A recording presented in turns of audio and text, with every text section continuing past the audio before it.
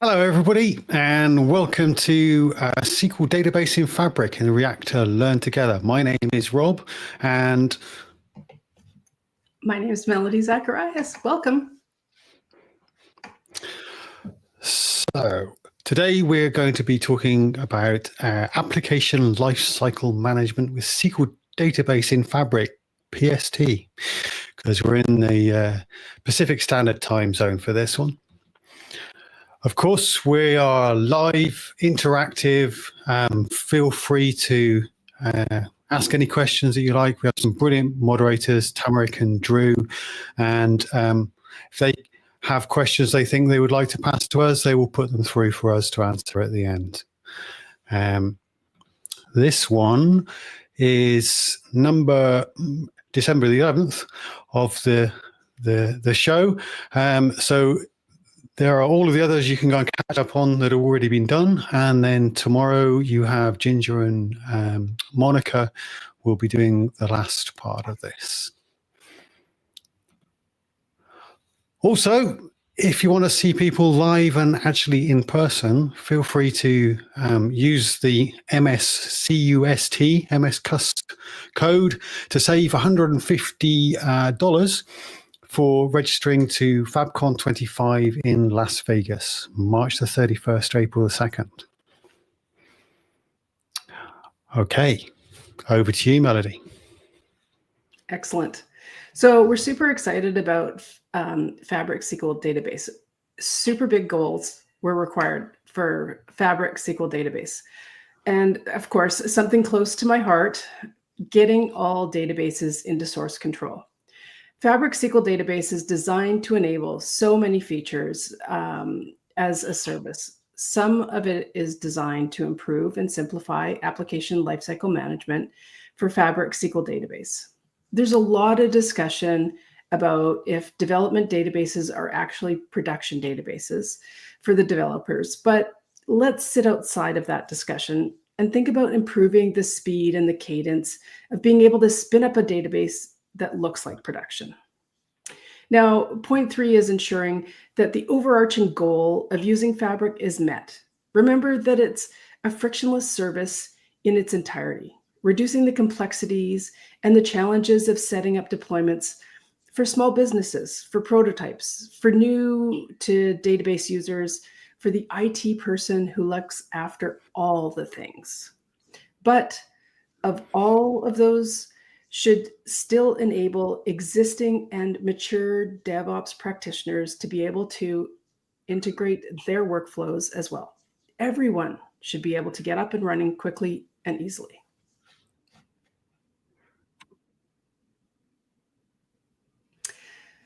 So let's get databases into source control.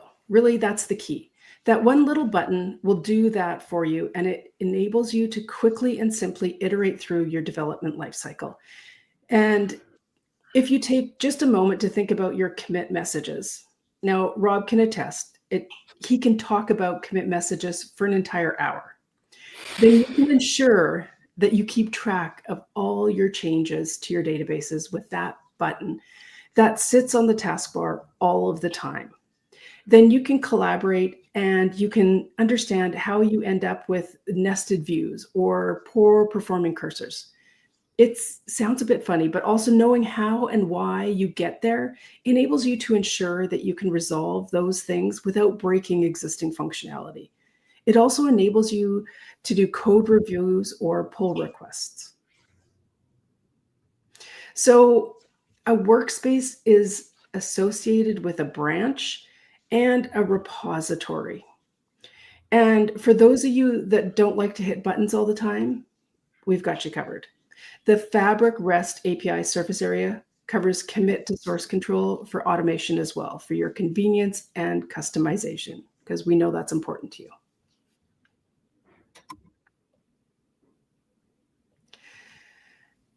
This is all a part of existing SQL DevOps capabilities. This means that when you commit a database like that, very, very small screenshot to the left to source control, that what you are getting is the exact API out of DAC effects to extract when you run SQL package.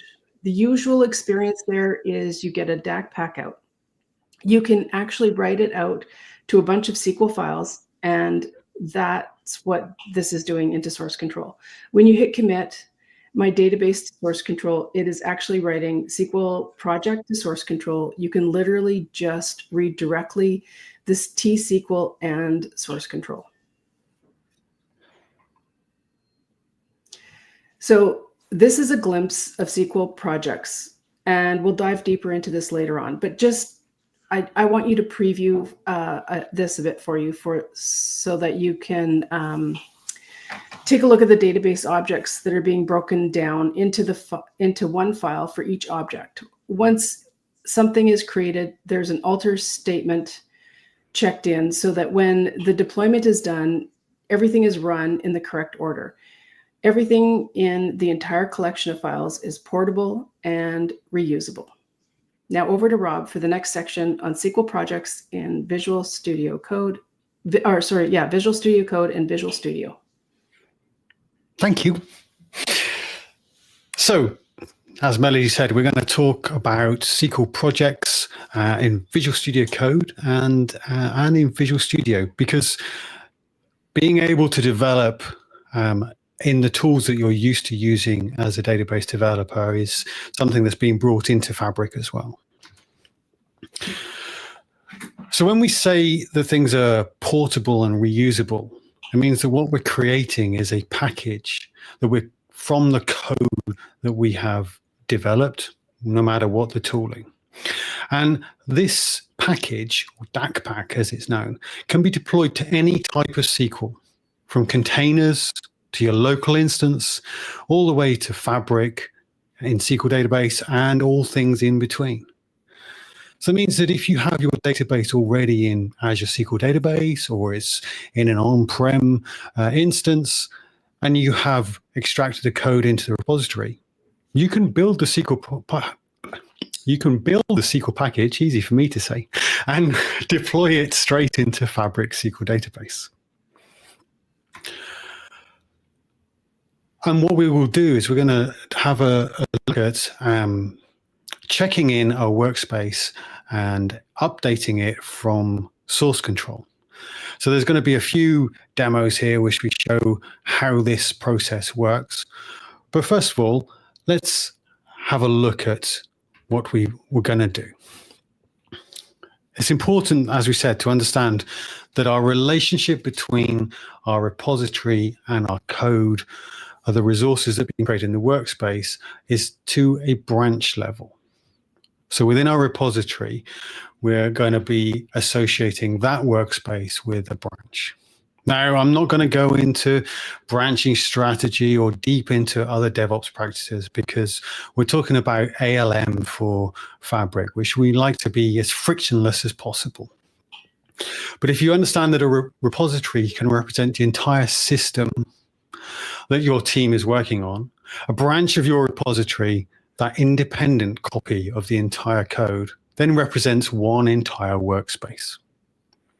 Yes, this will mean that you're required to create a workspace for each branch. Therefore, maybe for each developer, maybe for each environment like dev, test, or production. You can use Azure DevOps or GitHub as a source control provider. It's possible to connect different workspaces to different folders in your directory. This might be super useful if you're keeping multiple systems in the same repository.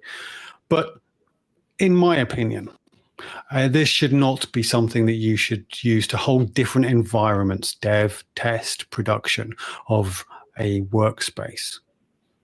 So look out for your team suggesting that and try and gently point them in the right direction. So next up, we're going to have a video, which has got a pre-recorded voiceover on it. Let's take our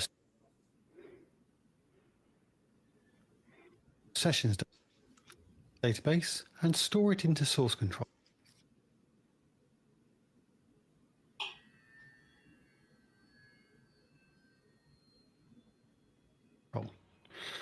We're going to connect our workspace into source control, and that's going to create our first commit. First of all, let's have a look in our repository, and you see we don't have any objects there. And now we're going to go to workspace settings, Git integration, and we can choose Azure DevOps or GitHub and connect with our Entra ID account. Now we need to connect the repository and the branch to our workspace. So we're going to choose our organization and then our project. We're going to find our Git repository. We can search in there if we have an organization with a lot. And then we can either choose a branch or create a new branch to store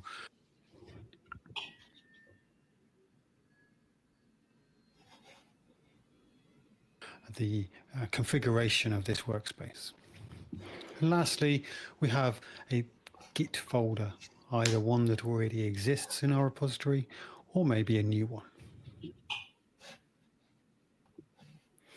When we press connect and sync, it's going to ask us, would we like to have a new folder created? Well, yes, please. Thank you very much. And you can see that our status column changes to syncing for all of the objects in our workspace. And we have a spinning ball on our source control button. This is going to take a few moments to do. Enough time to answer some Teams messages, but maybe not enough time to get a cup of coffee. You can click on the source control button and see the tab open to see what is happening at the moment.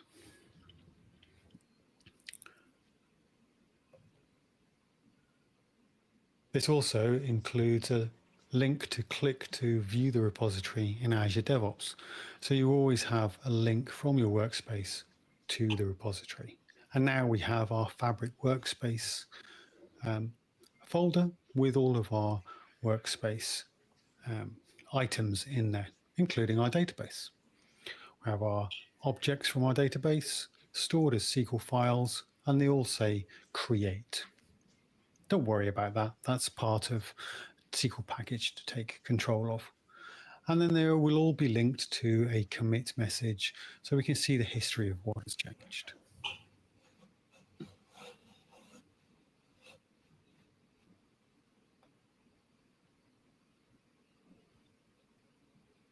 The joys of voiceover videos. Let's go to the next. Let's take our sessions database and store it into source control. Let's try it on the next slide. That would be much better. Here we go. So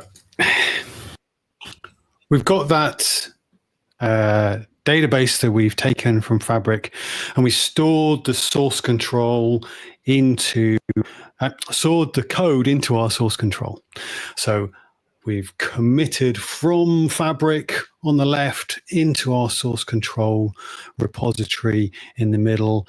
And this stops us having to make any sort of manual changes. We don't need to copy and paste any of our T-SQL code. And the video before showed how we commit the entire pre-existing database, but also the entire workspace into source control. And the next thing that we can do is maybe when we want to work together with other people in our team, or maybe when we want to use some other tools that we're used to, Visual Studio Code, maybe want to make use of Copilot experience within there to speed up our coding. Then we're going to clone our repository into Visual Studio Code. And we can pull that branch onto our local machine, make all the changes, write some amazing code. And then the next thing we would do is push that code back into our source control repository. And all those changes are now safely stored in our source control repository, and they're ready to be placed into our SQL on Fabric database. We can then make use of the deployment pipelines to update that database in Fabric. So the next thing we're going to have is some more demos about this. We're going to show you that whole process from taking our source control database, cloning it back into our own repository locally, working in VS Code, making use of SQL project, and then pushing the code back and pushing it on into Fabric. So enjoy the demos with the voiceovers, and hopefully we can get back as normal. Like many projects, we have some scope creep here, and we need to add a table for collecting some session feedback. So we're going to do this in Fabric. I'm going to click on our sessions database, and we're going to create a new query. If we have a look in here, we can see our tables. We don't have a sessions feedback table at the moment. So write some T-SQL, and we can run that statement. And now we have a new session feedback table.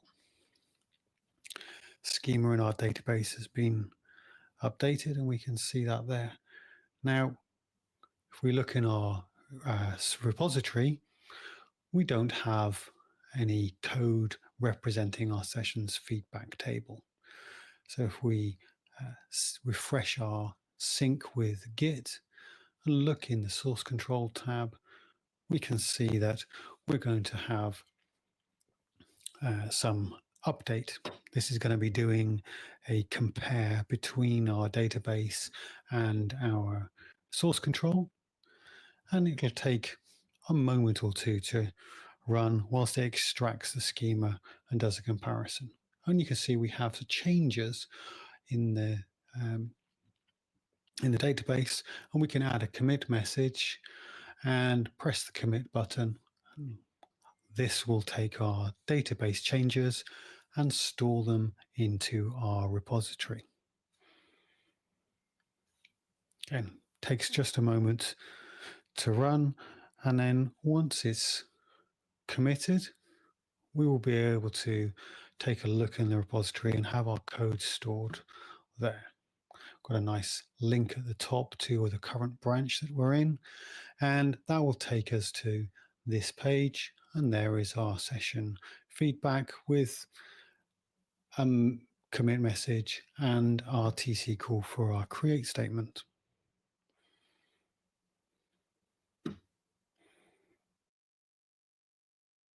Like many projects, we have some scope creep here, and we need to add a table for collecting some session feedback. So we're going to do this in Fabric. I'm going to click on our sessions database, and we're going to create a new query. If we have a look in here, we can see our tables. We don't have a sessions feedback table at the moment. So write some T-SQL, and we can run that statement. And now we have a new session feedback table. Schema in our database has been updated, and we can see that there. Now, if we look in our repository, we don't have any code representing our sessions feedback table. So if we refresh our sync with Git and look in the source control tab, we can see that we're going to have some update. This is going to be doing a compare between our database and our source control, and it'll take a moment or two to run whilst it extracts the schema and does a comparison. And you can see we have the changes in the database, and we can add a commit message and press the commit button. This will take our database changes and store them into our repository. Again, takes just a moment to run, and then once it's committed, we will be able to take a look in the repository and have our code stored there. Got a nice link at the top to the current branch that we're in, and that will take us to this page, and there is our session feedback with commit message and our T-SQL for our create statement.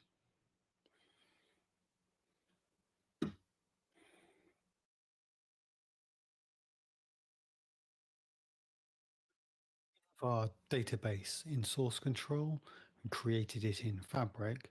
Now, maybe we want to start to collaborate with our rest of our team. And so we're going to want to edit it in Visual Studio Code. Here is our repository. We can clone that into Visual Studio Code. And you can see that we have locally on our machine access to all of the commit history, to all of the branches. And we can start to work in our folders on any of the Fabric configuration, but we have our database project. So the database project extension in Visual Studio Code enables us to work with our objects in our SQL files and also to be able to build our database. So we'll right click on the database and that's going to build all of the SQL files for all of the database objects into a package called a DAG pack. It's going to give us a few warnings for invoke external REST endpoint, just because it doesn't know the references to those. We can do exactly the same process from the command line if that's our way that we wish to do it.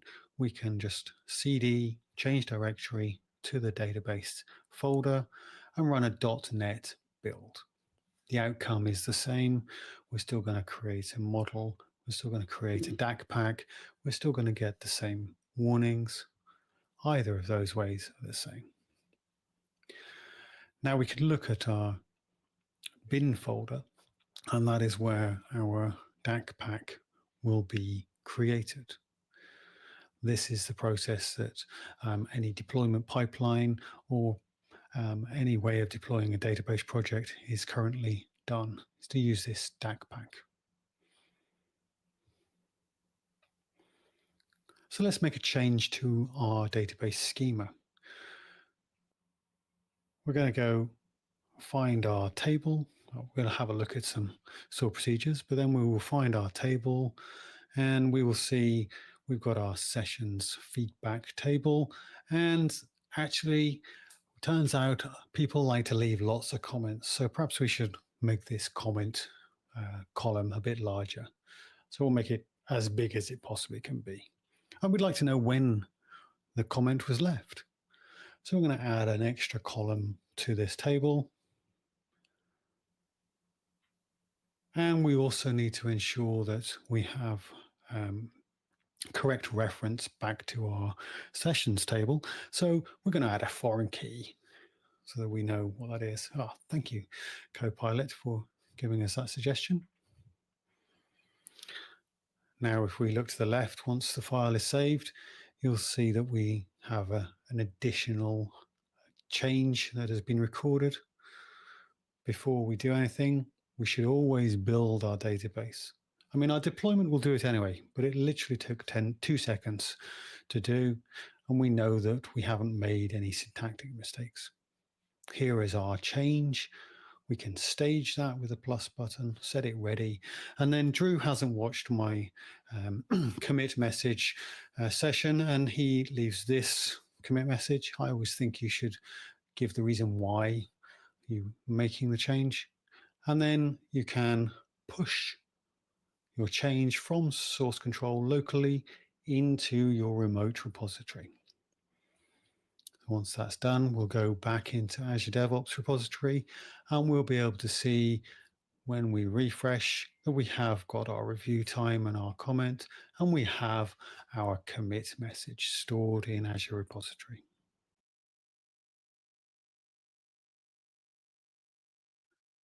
Our database. So we updated our source control in Visual Studio Code, enabling us to do some collaboration with our team workers. And now we want to see how to deploy those changes into Fabric. We can see our commit message at a file level and also at a directory level. So we can see the history of what we have made changes. And if we go into Fabric, into our workspace, the source control button will show us that we have some updates required. It's not going to tell us what the updates are, we're going to have to go back into Fabric to be able to see those. But what it is going to do is tell us we have just our database. And when we press update all, it's going to start to do that update process. So you can see on the left-hand side in our workspace that some of our objects are already synced. There are no changes required, but it knows that our database has an update required. In the right-hand side, you can see that this time our little red one was in the updates tab of our source control and not in the changes tab. That means that the change was in source control and needed to be passed to our database, whereas the changes tab meant that the changes were in the database and needed to be stored into the source control. So what this process is doing is it's just like we did in Visual Studio Code. It's running a .NET build against our model, our schema of our SQL database in Fabric that is stored in code in T-SQL files. It's going to create a DAC pack, a package that can be used by SQL package to deploy the database, make the database schema the same as the schema in our code. As you can see, it takes a moment or three to go through that process. Obviously, the bigger the database, the more objects we have, the more we're going to take time to do. The process of altering column orders and other things is something for a different lesson. It's going to take a period of time. Once it's synced, it's going to tell us that we're finished, and we can now go and explore the database in Fabric. Click on the sessions database. I'm going to find our new feedback table or updated feedback table and see that we have added our foreign key, that we have our review time, and that we now have a big comment field for all of those comments.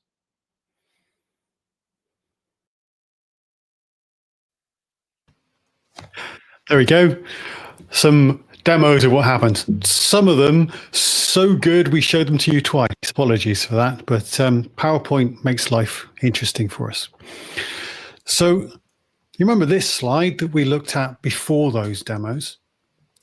Now we've added a little bit more to split up how this information should be presented.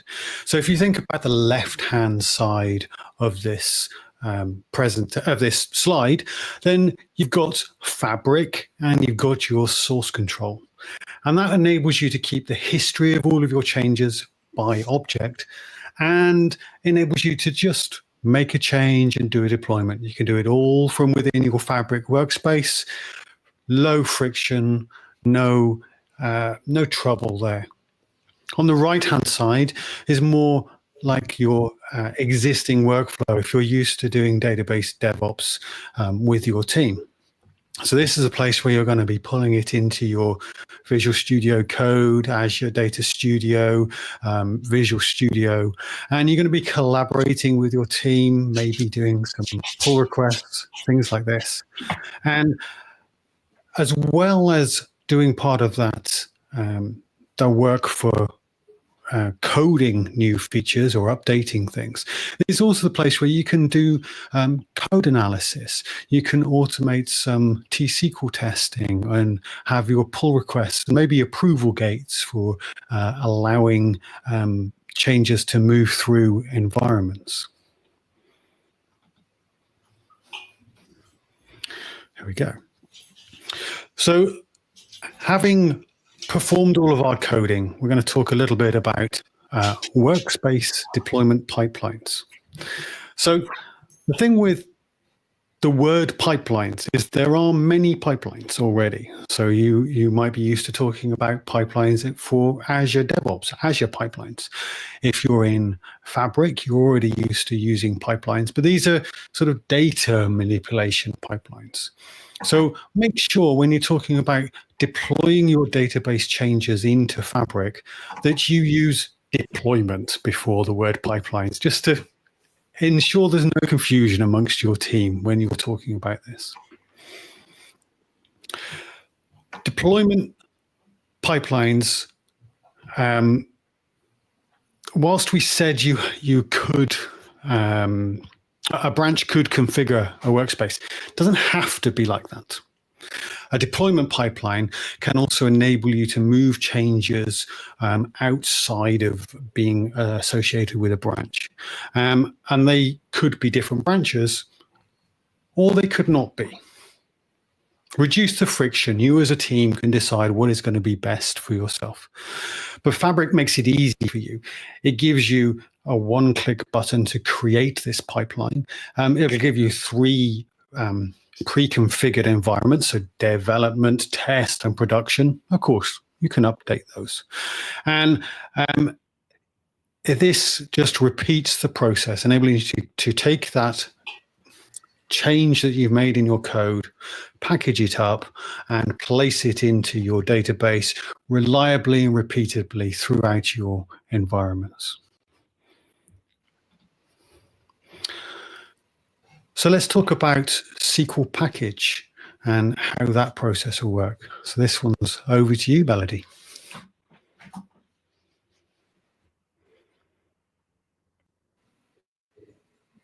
Thanks.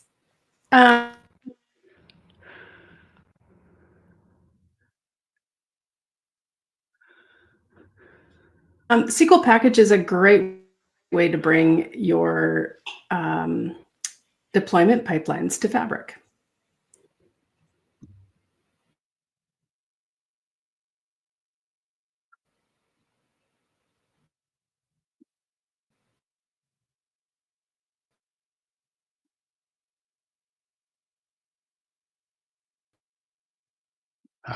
Looks like Melody is frozen. I know it's cold in Canada, but let me see if I can take this one over.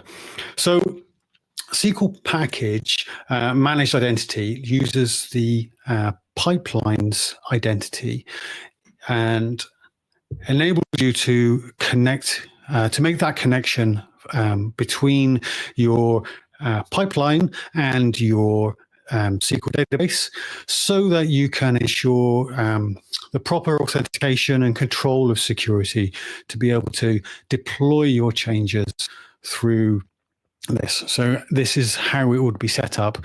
It looks very much like when you set up an Azure DevOps connection to deploy Azure repos or any sort of Azure resources, because it's pretty much the same sort of thing. So we're going to jump into the service connection box and connect with the identity of your SQL package, or of your Fabric database, in effect. And excuse me. So this enables you that within your Azure DevOps is you can then control who can make use of this identity. And in the bottom pane on there, you can see that there is a Azure DevOps YAML task. This is just a way of defining the task that will be performed within DevOps in YAML, just in some text file explaining what is going to happen next. And the Azure subscription is the name that you're going to give to the Azure DevOps identity. You make sure that can then pass through.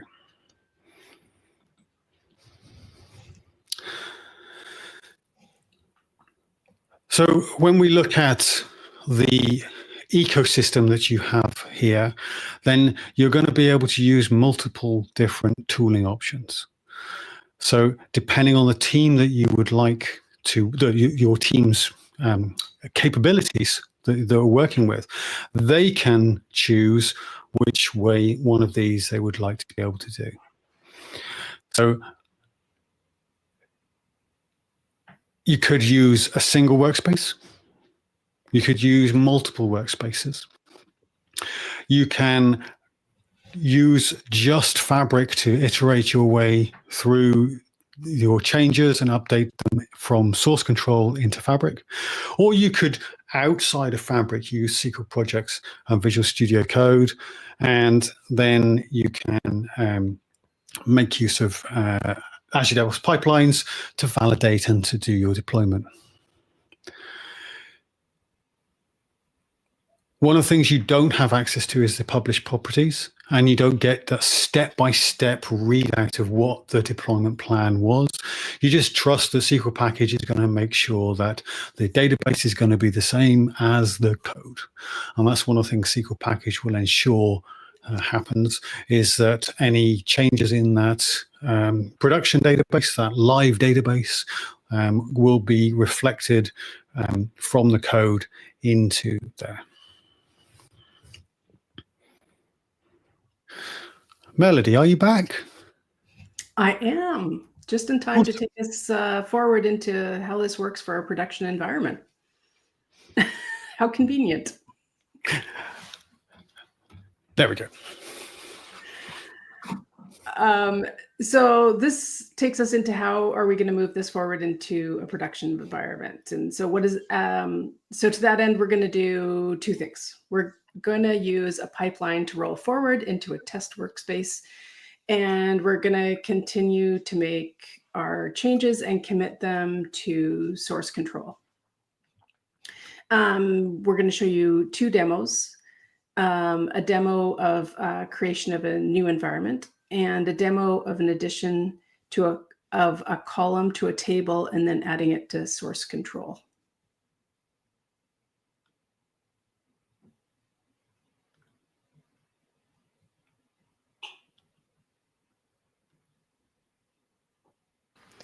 Begin on the left with choosing the Workspaces icon and select New Workspace. Select a meaningful name to make the workspace easier to find. Going back to the original icon to find our workspace, you see why a meaningful name is important. You can end up with lots of workspaces. The environment begins empty, but once we get to that workspace, we will be able to use the button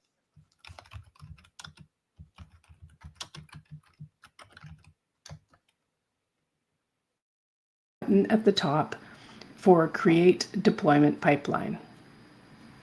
Add a meaningful name here for your pipeline. The default for the workspaces is 3 steps, but you don't have to use all the 3 steps that are there. In addition, these different stages will eventually be associated with different workspaces, but you do not have to assign workspaces to all the stages. I assign the Sessions Finder as my development workspace. It notices that I have unsupported items for dependent pipelines. I am okay with these, so I let them go. And then I'm going to find the test 1 for the test workspace. This is where it will look at the differences now between the 2 pipelines. The deployment pipelines are running a schema compare behind the scenes to find the differences between all the objects and Fabric. And at the database level, it's looking at the differences between all of the object definitions. This means not just the SQL database and does it exist, but also all the objects and object definition. When I hit deploy, this will deploy the objects in Fabric. You can add notes to the deployment. This deployment is going to take the objects from the original SQL database and deploy them to the new SQL database. You can choose to remove the check from the checkbox to continue in case of failed items. In addition to creating the SQL database, it's going to create all the objects, but not any data. This is an object-only function. The analytics endpoint, the semantic model, is automatically getting recreated with the database. It is a read and create view only SQL Analytics endpoint. Users can only read data from. So when it gets recreated, it's not getting the views that are created in the original one. These views are only of the few objects that do not get created along with the objects. These have to be recreated. Now, in our test workspace, we have the same database again with all of the same objects, proving that it's the test workspace. I go back to the original database. Object Explorer loads And look, it is the same objects still. Begin on the left. Let's begin in the test database session. What does development look like if I make changes in my development environment and need to deploy it to test? I have realized I am missing dietary restrictions and need to add a very big column for dietary restrictions. I am going to write and commit my alter statement. Note, this is one way that I could be making changes to protected environments. Using change control methods is a safe way to do that and create audit trails. When we run the compare between the environments, it is like schema compare, but at the file level. It will notice there's a difference between the two workspaces, Session Finder and the original in the test environment. This is one of the only places where you can see details of the changes. Because it is a file level comparison, we get to see things like white space differences. It is just going to show you the differences, not the actual commands that are making the changes. The deploy button is the same interface as before. We don't have deployment options. You can't say do not drop objects, not in source, but you can at least keep a log of the deployments that are being done. We have deployed now our dietary restrictions column, but we have not committed the changes. We will do that in our session database. You see in the green box the successful deployment to test complete. Our next step is to verify the column is in the test database. Our last step is to do a commit to source control, ensuring that we give it a meaningful name.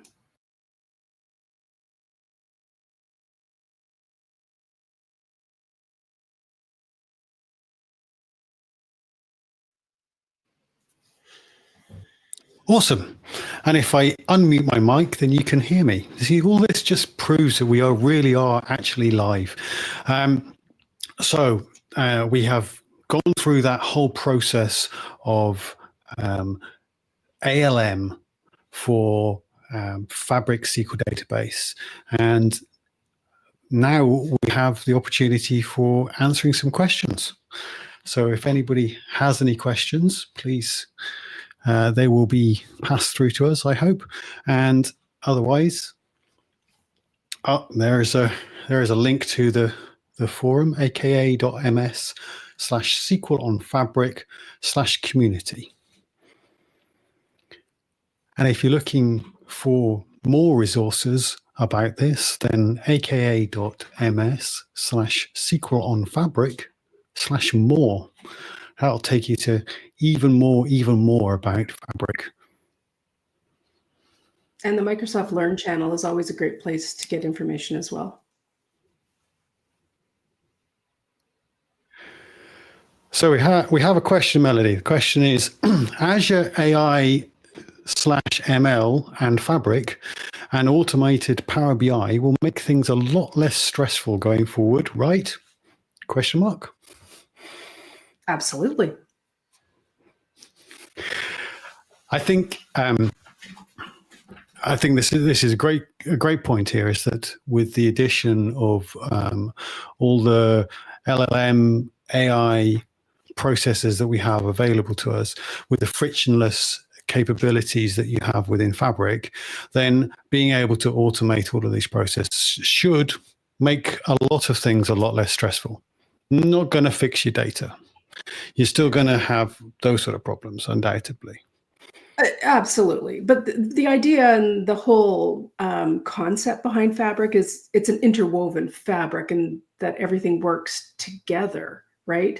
So the idea is that integration makes things easier. And that's one of the things that I love about working with Microsoft systems, is the fact that everything almost works seamlessly, and that integration makes things easier unto itself. So this is just one more way of making all of that easier.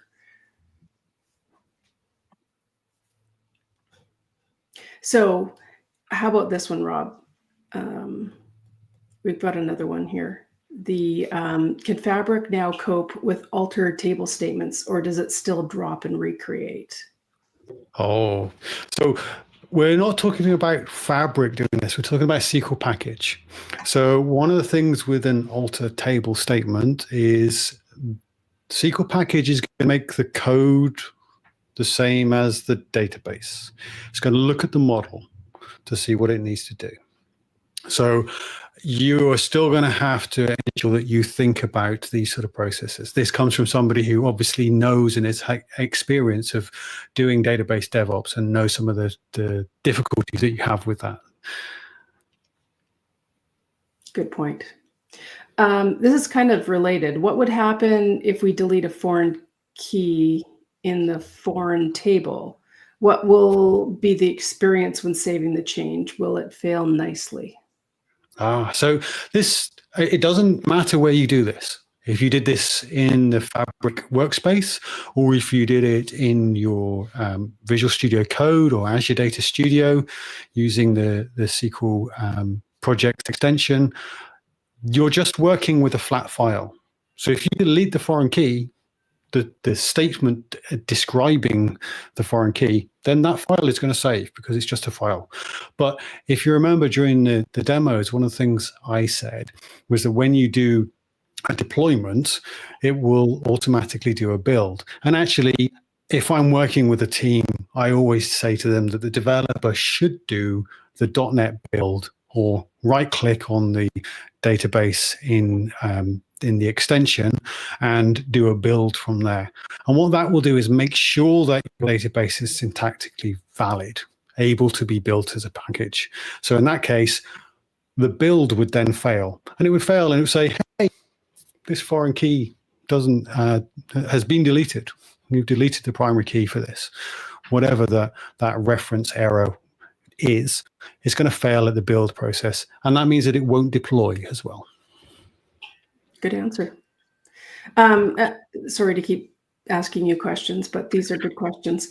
And you're such an awesome expert. I love learning from you. If you deploy databases via DevOps pipelines, how should you deploy everything else, ensuring you don't redeploy the database? Let me run that again. If you deploy databases via DevOps pipelines, how should you deploy everything else, ensuring that you don't redeploy the database? Because it's taken me a moment to get my head around this. We're just working our way through. This will be the last question. So I think what we're talking about is if we have other things that are reliant on the database, how do we control that the pipelines are happening in the right order and we're not automatically redeploying the database? It's about how you have set up those deployment pipelines. You would want to do them in the correct order.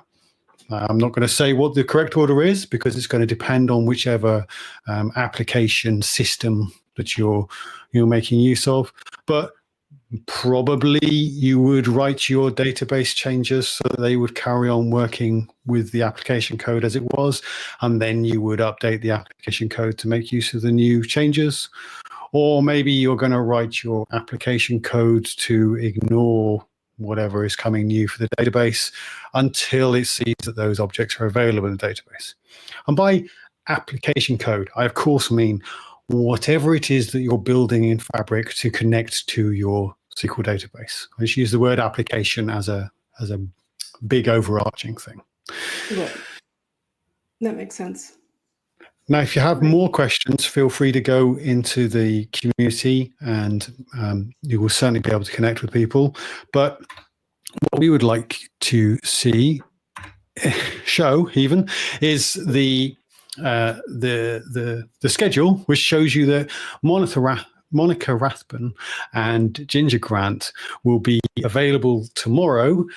That's December the 12th. To talk about developer-centric query and performance monitoring.